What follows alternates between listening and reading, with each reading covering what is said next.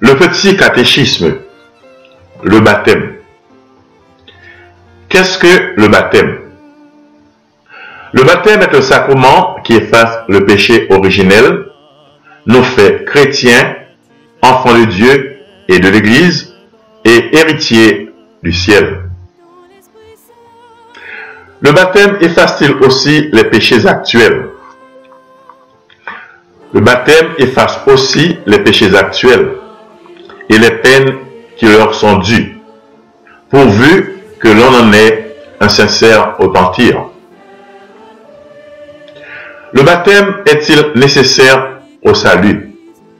Oui, le baptême est nécessaire au salut. Qui peut administrer le baptême? Le prêtre est le ministre ordinaire du baptême. Mais, dans les cas de nécessité, toute personne qui a l'usage de la raison peut et doit baptiser. Comment se donne le baptême? La personne qui baptise verse de l'eau naturelle sur la tête de la personne qu'elle baptise et dit en même temps: je te baptise au nom du Père et du Fils et du Saint-Esprit. Combien y a-t-il de sortes de baptême? Il y a 3 sortes de baptême. Le baptême d'eau, le baptême de désir et le baptême de sang. Qu'est-ce que le baptême d'eau?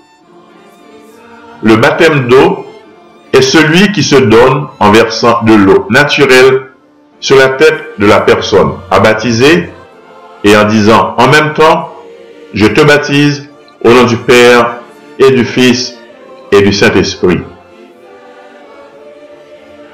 Lorsqu'on ne peut pas recevoir le baptême d'eau, peut-on y suppléer par le baptême de désir? Oui.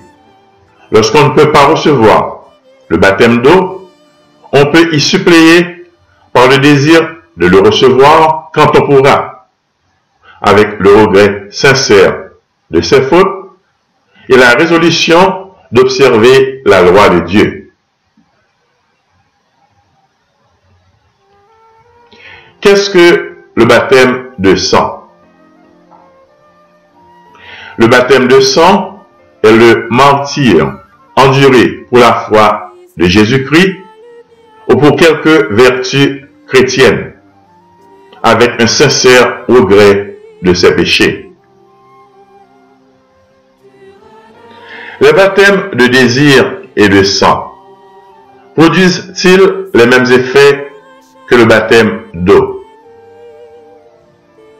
Les baptêmes de désir et de sang rendent capables d'entrer dans le ciel, mais ils n'impriment pas de caractère. À quoi avons-nous renoncé avant de recevoir le baptême? Avant d'être baptisés, nous avons renoncé pour toujours aux démons, à ses œuvres et à ses ponts, c'est-à-dire à toutes sortes de péchés et de fausses maximes. Pourquoi donne-t-on le nom d'un saint à celui qui reçoit le baptême? On donne le nom d'un saint à celui qui reçoit le baptême afin qu'il puisse en imiter les vertus et l'avoir pour protecteur. Pourquoi donne-t-on un parrain et une marraine à celui que l'on baptise? On donne un parrain et une marraine à celui que l'on baptise afin que ces personnes promettent en son nom ce qu'il promettrait lui-même. Quelles sont les obligations du parrain et de la marraine?